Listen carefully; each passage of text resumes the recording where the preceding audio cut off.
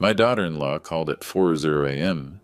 Your son is dead. I already had him cremated. He left everything to me. You get nothing. I said nothing. But something was wrong.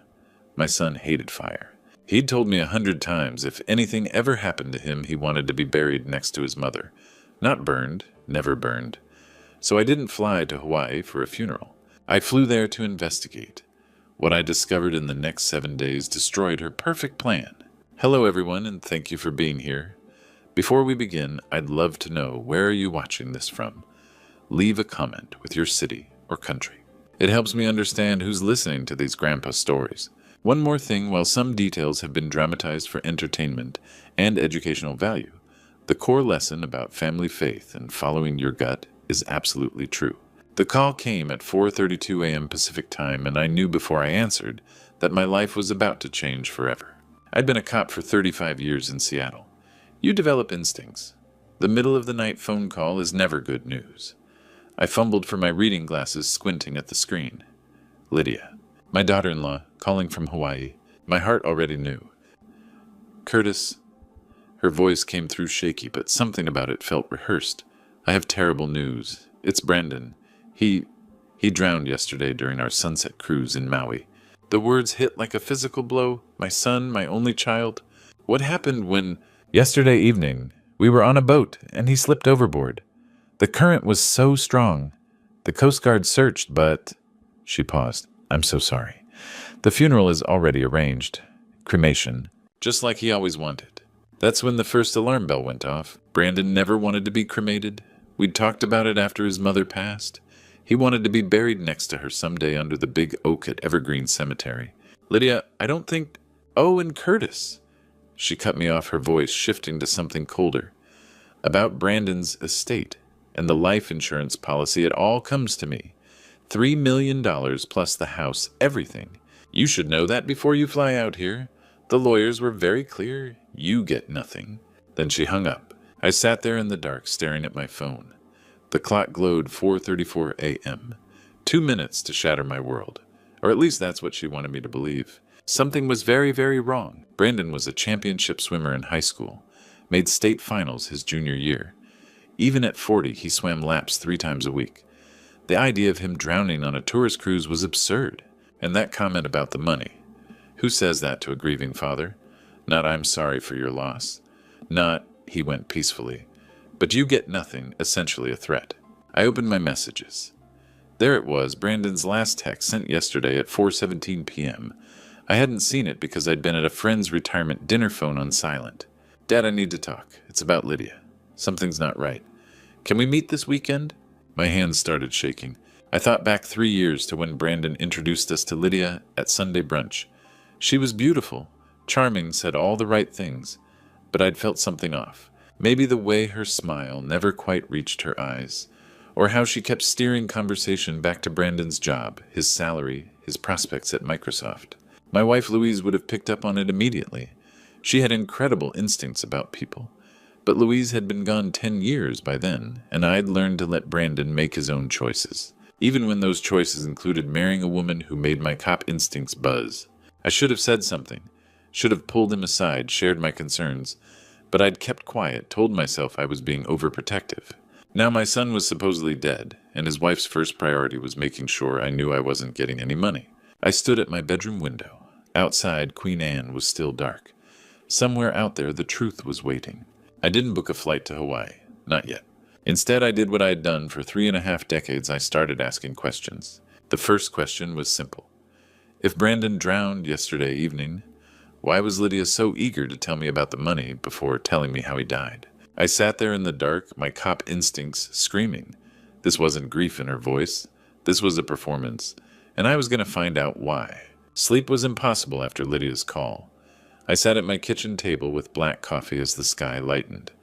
At exactly 6 a.m., I called Roland Hughes. Roland and I went back 20 years on the Seattle force. He'd made detective the same year I did. Curtis, it's 6 in the morning. You'd better be calling because you won the lottery. I need a favor, Roland, a big one. His tone shifted. What's wrong? My son, Brandon. His wife says he drowned in Maui yesterday, but something's not right. I told him everything, the call, Lydia's coldness, about the money, the cremation, Brandon. Never wanted the text message I'd missed. "Read me that text again," Roland said. I pulled up my phone. It says, "Dad, I need to talk. It's about Lydia. Something's not right. Can we meet this weekend?" "Curtis, I'm sorry. But you're thinking what I'm thinking, aren't you?" "Yeah, I need you to run her. Everything. Full name. Lydia Taylor, maiden name Lawson. I'll call you back in an hour." It took 45 minutes. "Curtis, sit down, if you're not already." I stopped pacing. "What did you find?" "Your daughter-in-law has been busy. 6 months ago, she took out a $3 million life insurance policy on Brandon. Guess who the beneficiary is?" "Lydia." "That's a massive policy for a healthy 40-year-old. My stomach tightened. "What else?" "This is where it gets strange. Lydia was married before. A man named Michael Bradford. He died 2 years ago." The room tilted. "How?" "Drowning accident. Bahamas vacation. Snorkeling. Body never recovered. Ruled accidental. Insurance. $1.5 million. I sat down hard. "2 husbands," Roland said quietly. "2 drownings. 2 payouts. That's a pattern." "She killed them," I said. "Michael Bradford and now Brandon, if she hasn't already. We don't know that yet. But if your son is dead, this goes to the authorities. If he's not, then I need to find him fast." "What do you need?" "Everything on Michael Bradford. Full case file. And everything on Lydia Work Money, Associates. I'll have it by noon. Curtis, be careful. If she's done this before and thinks you're on to her..." "I know." After I hung up, I stared at Brandon's text. It's about Lydia. Something's not right. He'd known. He'd sensed the danger, and I hadn't listened. Guilt hit me hard. 3 years ago when I first met Lydia, I'd felt that cold warning in my spine. I ignored it, told myself I was being paranoid. Now Brandon might be dead because I stayed silent. Roland called again at 11:30. "I've got the Bradford file. And there's more. Lydia's been making regular trips to Maui for 6 months. Always alone." "Planning," I said. "That's how it looks. I'm sending everything now, but you should involve the authorities." "I will, after I know what happened to my son." I opened my laptop. Roland's email was already there. I clicked the Michael Bradford file first. The pattern was undeniable. Same method, same motive, same cold calculation. That afternoon at the precinct, Roland handed me a folder. No doubt, anymore. Lydia's first husband, Michael Bradford, died the same way. Drowning. Bahamas. Exactly. By noon, I was on a plane to Maui. The 5-hour flight gave me time to think, and the more I thought, the more convinced I became that my son was still alive. The pattern was too perfect. Michael Bradford in the Bahamas. Brandon now in Maui. 2 drownings, 2 convenient accidents, no bodies. Lydia had done this before and walked away clean. But this time she had me. I landed in Maui just after 7 p.m. The airport buzzed with tourists in bright shirts, laughing and snapping photos. I pushed past them, rented a car, and drove straight to the resort, where Brandon and Lydia had stayed. The Ocean Breeze Resort was postcard-perfect palm trees, an infinity pool, endless ocean views. Paradise. Except my son had supposedly drowned here 2 days earlier. I found the manager in the lobby. His nameplate read, Clayton Hart. "I'm Curtis Lawson," I said. "Brandon Lawson's father." His face shifted into practiced sympathy. "I'm so sorry for your loss, sir. Your daughter-in-law has been absolutely devastated. I want to see her. She's in room 412. I can call up." "Don't," I said. "I'll surprise her." Something flickered in his eyes, but he nodded. In the elevator, my heart hammered. I hadn't seen Lydia since the wedding. That day she'd worn white and smiled like an angel. Now I knew better. I knocked on room 412. Lydia opened the door, wearing black yoga pants and a tank top. Her hair was pulled back, mascara smeared beneath her eyes. "Curtis," she said, startled. "I didn't expect you so soon. The cremation is already done. There's really no reason. I want to know what happened. Everything." She stepped aside. The room was chaotic, suitcase open close everywhere. She was packing. "It was the sunset cruise," she said softly. Brandon was taking pictures near the rail. A wave hit the boat, and he slipped. He went overboard. She gestured toward the dark ocean. The current was strong. By the time they turned back, he was gone. I watched her hands shake, the tears gather. Convincing. Too convincing. "Where's his body?" "The Coast Guard searched for 2 days. They said with these currents..." She shook her head. "So no body. No death certificate." Something flashed in her eyes. "Not yet.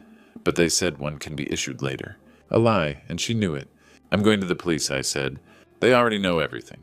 I left. At the Maui Police Department, I was directed to Officer Timothy Holland, the Coast Guard liaison.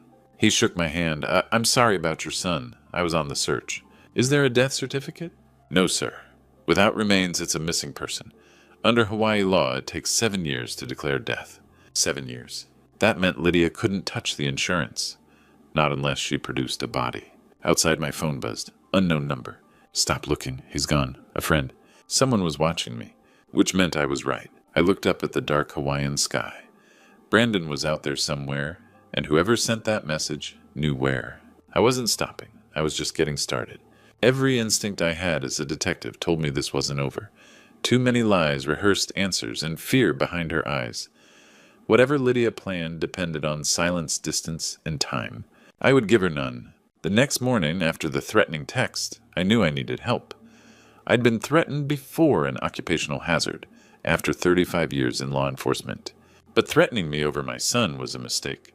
I needed someone who knew Maui, someone who could dig where I couldn't, someone who understood how the islands worked. Everett Shaw's office sat above a surf shop on Front Street in Lahaina. The sign read, Shaw Investigations Discreet. Professional. Results. Everett looked exactly like a former FBI agent turned private investigator. Mid-40s, sharp eyes, alert posture. He studied me the second I walked in. Curtis Lawson, he said. Retired Seattle PD. What brings you to my island? My son Brandon. His wife claims he drowned 4 days ago. I believe she's lying. I told him everything Brandon's warning text Lydia's past, with Michael Bradford, the Bahamas drowning the insurance policy, and the threat sent to my phone. Everett leaned back, fingers steepled. That's a clean pattern. What do you want from me? Everything. Lydia's associates finance his movements. If Brandon's alive, someone here knows where he is. Give me 24 hours. I don't have... You do, he said calmly. If I rush, I miss things. You know that. He called the next morning. Come now. I reached his office in 15 minutes. His laptop showed multiple windows. Lydia's been involved with a man named Gavin Mercer, water sports instructor at your resort. A photo appeared late 30s, fit sun-darkened skin. They've been discreet, Everett continued, but not enough. He played security footage from the resort parking lot. Lydia and Gavin stood beside a white pickup, kissing intimately. The timestamp showed 2 days before Brandon supposedly drowned. There's more, Everett said. Gavin owns a boat, uses it for snorkeling and fishing charters, but he also makes trips to the outer islands. He pulled up booking records. On Sunday, the day Brandon vanished, Gavin canceled all bookings, claimed he was sick, but his boat left harbor at 6 a.m. and returned after dark. My pulse spiked. Where did he go? Everett opened a satellite map. He usually stays near tourist waters. But 6 months ago, he began going here. He zoomed in. A private island 15 miles offshore, owned by a shell company. Another image appeared. Docked at a small pier was a familiar vessel.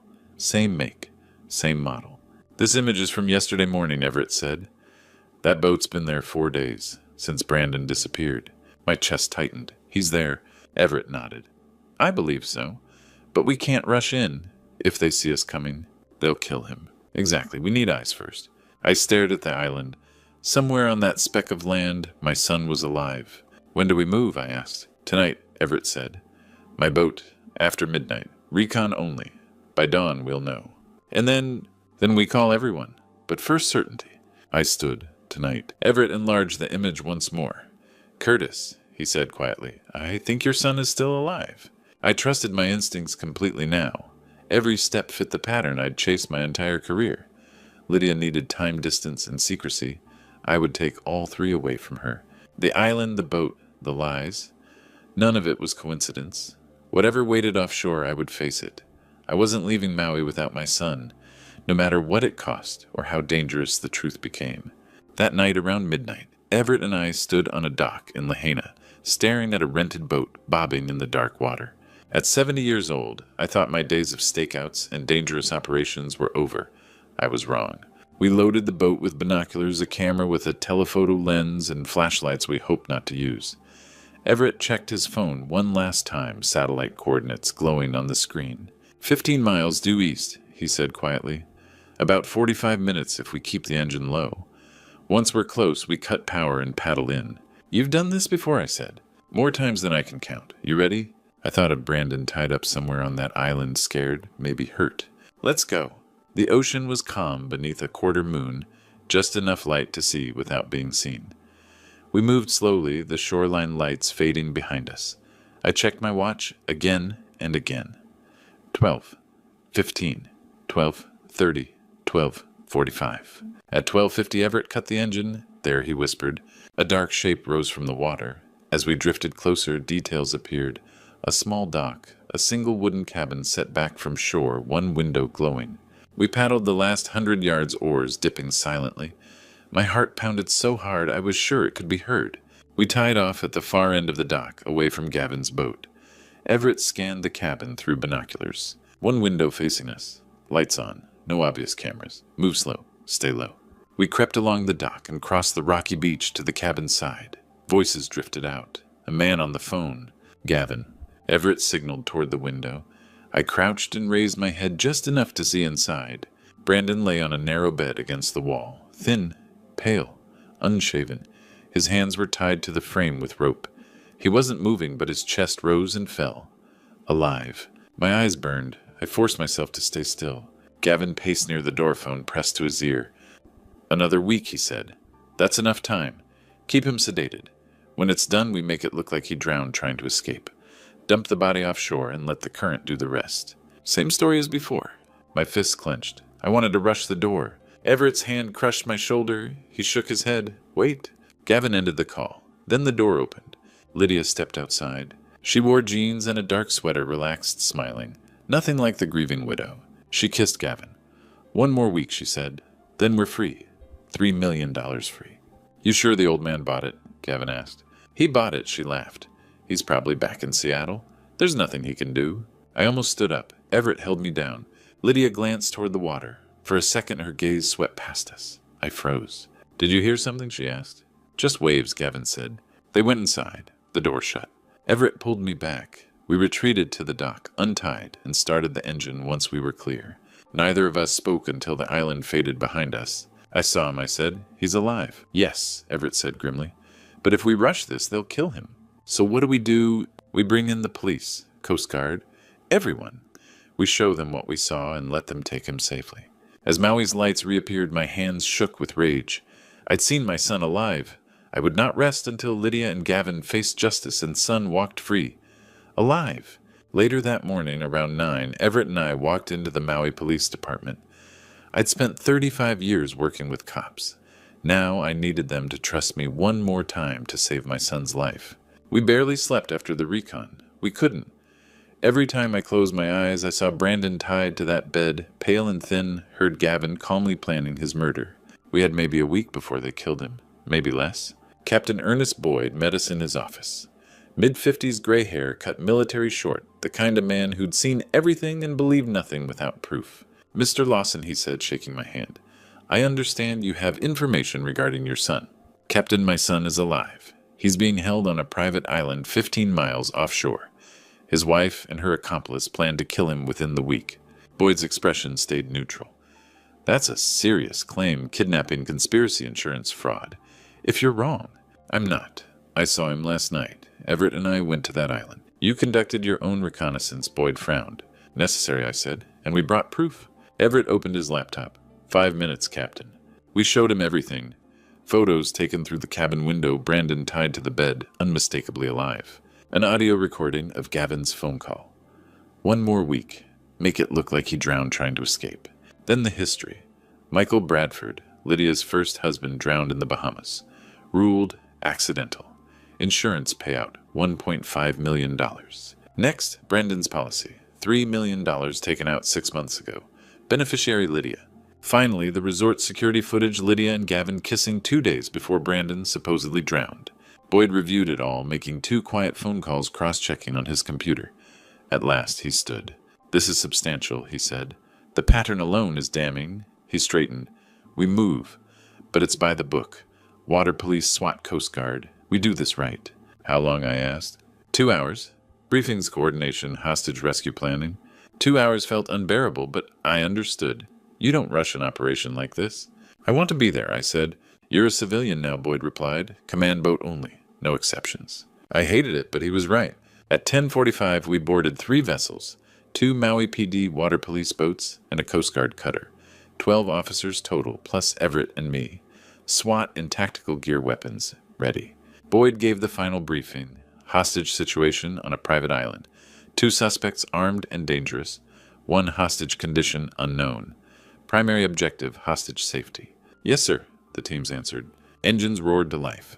I stood on the command boat deck, watching Maui shrink behind us. Somewhere ahead, Brandon was waiting. We were coming. The crossing took 30 minutes. I scanned the horizon with binoculars. Then I saw it. Black smoke thick and rising against the blue sky. Captain, I shouted.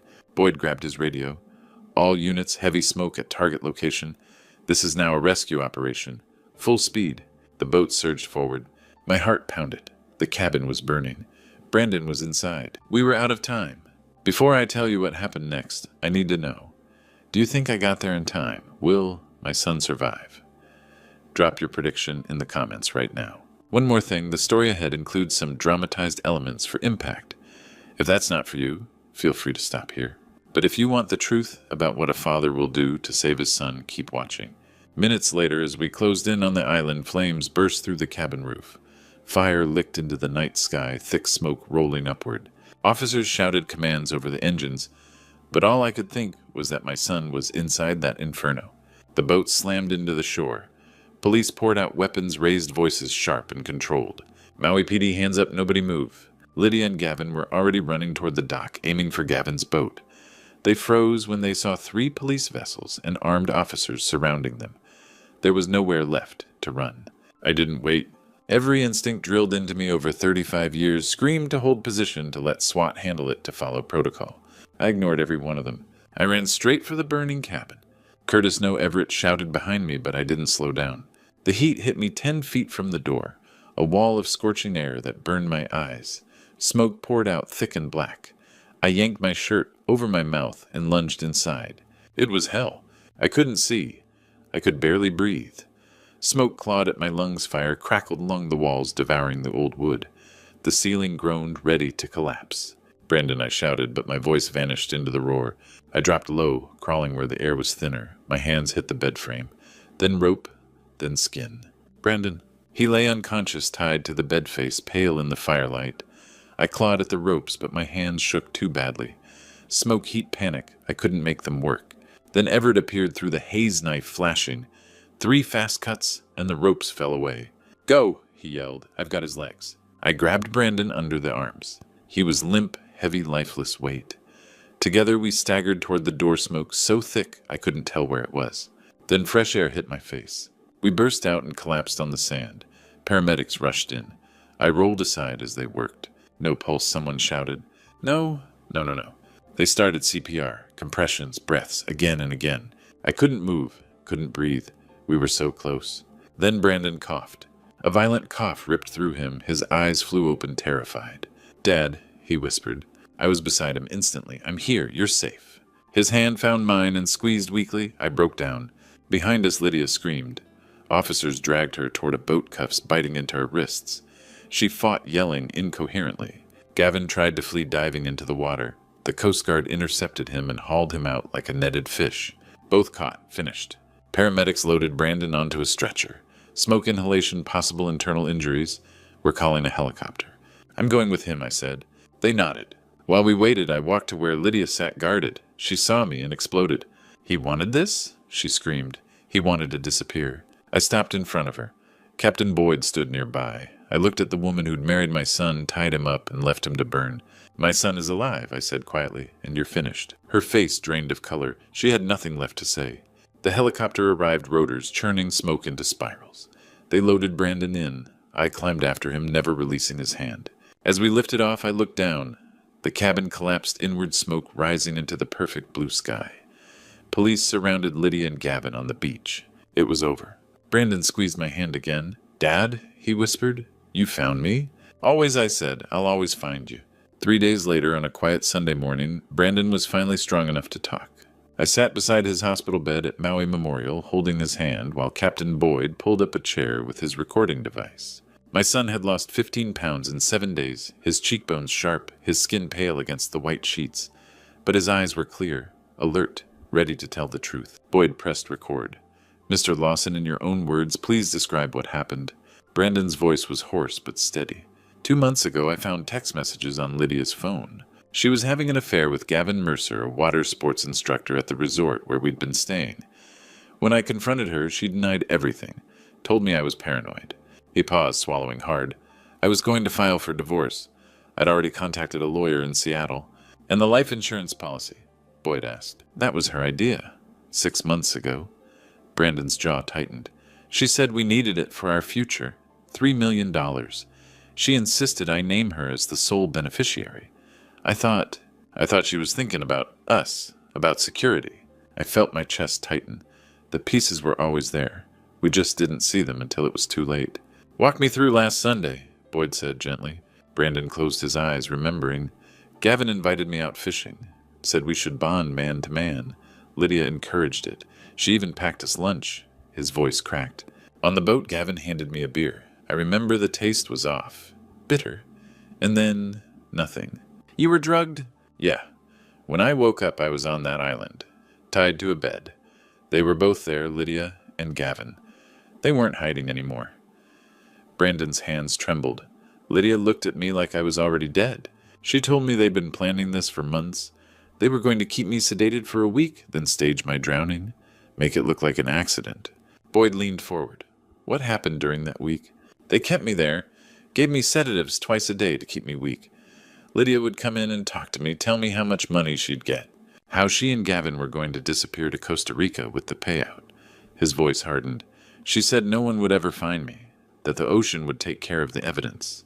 And the morning of the rescue, I heard helicopters, sirens. Gavin panicked. He started shouting that they had to get rid of me, but there wasn't time. Brandon's eyes met mine. That's when he set the fire. He was going to let me burn. Boyd made a note. Mr. Lawson, based on your testimony and the evidence we've collected, Lydia Lawson has been charged with first-degree kidnapping, attempted murder, conspiracy to commit insurance fraud, and first-degree arson. Gavin Mercer faces identical charges, plus aggravated assault for administering the sedatives without consent. Brandon exhaled slowly, then he looked at me. You saved my life, Dad. I squeezed his hand. You texted me about Lydia. I knew something was wrong. I trusted my gut. You always told me to do that, Brandon said softly. Trust your instincts. Boyd stood, switching off the recorder. We'll need you back in Seattle for the trial, but for now, rest. You've been through hell. After Boyd left, Brandon looked out the window at the Maui coastline, the place that had almost killed him. I want to go home, Dad. Back to Seattle. I need to start over, and I need to be close to family. I knotted my throat tight. Then let's go home. 3 months later, on a warm June evening, Brandon and I sat on the back porch of my house in Queen Anne, watching the sun sink into Puget Sound. He'd moved into my guest room temporarily after Maui, but neither of us was rushing that arrangement. The truth was simple. We both needed the quiet, the routine, and each other. We'd settled into an easy rhythm. Most nights we cooked dinner together. Nothing fancy, just grilled salmon and vegetables, the kind of simple meals Louise used to make. On Saturdays, we walked to Pike Place Market, bought fresh coffee, and watched the fishmongers toss salmon across the ice. Seattle felt like home again for both of us. Brandon went to therapy twice a week, working through what he called the island. He didn't say much about it, and I didn't push, but I noticed the changes. His hands no longer shook when he held a mug. His smiles came more easily. He slept through the night without jolting awake, drenched in sweat. He'd found a new job too, software engineering for a Portland company fully remote. He worked from my kitchen table or the porch laptop, open the sound stretching out in front of him. He was rebuilding piece by piece, slowly but truly. Late at night, I sometimes thought about Louise. 10 years gone, yet her voice still felt close. I remembered the hospital room, the soft beeping machines, her hand warm in mine. She'd looked at me and said, Curtis promised me something. Take care of our son, no matter what, even when he thinks he doesn't need you. Always I'd said, I promise. And trust your instincts, she whispered. You always know what's right. I'd kept that promise, even when it seemed reckless flying to Maui on a hunch, hiring a PI, pushing police to raid an island based on a father's gut. I trusted my instincts and I brought my son home alive. The trial lasted 2 months. Brandon testified, reliving everything in front of strangers. But the evidence was overwhelming. Recordings, photos, insurance documents, and the file on Michael Bradford. Lydia's plan unfolded in brutal clarity. She was sentenced to 25 years for attempted murder, kidnapping, conspiracy, and arson. The judge called her a danger to society and denied parole. Gavin received 15 years. He cooperated, testified against her, and the prosecutor labeled him a follower. Still, he'd helped drug my son, imprison him, and try to burn him alive. 15 years felt merciful. Both were in federal prison now. I didn't think about them. They weren't worth the space. Instead, Brandon and I started something new, the Louise Lawson Fund. Using part of my pension, we helped victims of financial exploitation and domestic abuse. People betrayed by those they trusted. It gave us purpose. It gave Louise's name a future. That evening, Brandon set down his beer and watched the water turn gold and pink. I used to think family meant paperwork and vows, he said. Lydia taught me what it isn't. So what is it, I asked? He smiled softly. It's showing up, not giving up. Trusting your gut when it sounds crazy. He looked at me. You're what family means. My throat tightened. Your mom would be proud. I know, he said. She's watching. We sat in silence as the skyline glowed. For the first time in years, I felt peace. Looking back now, I realize God put certain instincts in our hearts for a reason. When that phone call came at 4:32 in the morning, something inside me whispered, this isn't right. I could have ignored it. I could have boarded that plane to Maui and walked straight into Lydia's trap. But God gave me 35 years as a detective, not just to solve crimes, but to recognize evil when it's disguised as grief. My advice, don't be like I almost was. Don't ignore that voice in your gut when someone you love is in danger. Don't let politeness or doubt silence your instincts. God doesn't give us those warnings by accident. He's watching over the people we love, and sometimes he speaks through that uneasy feeling you can't explain. The lesson I learned, the one I share in all my grandpa's stories now, is this family isn't about blood or marriage certificates. It's about who shows up when it matters. It's about trusting God's guidance even when the path seems crazy.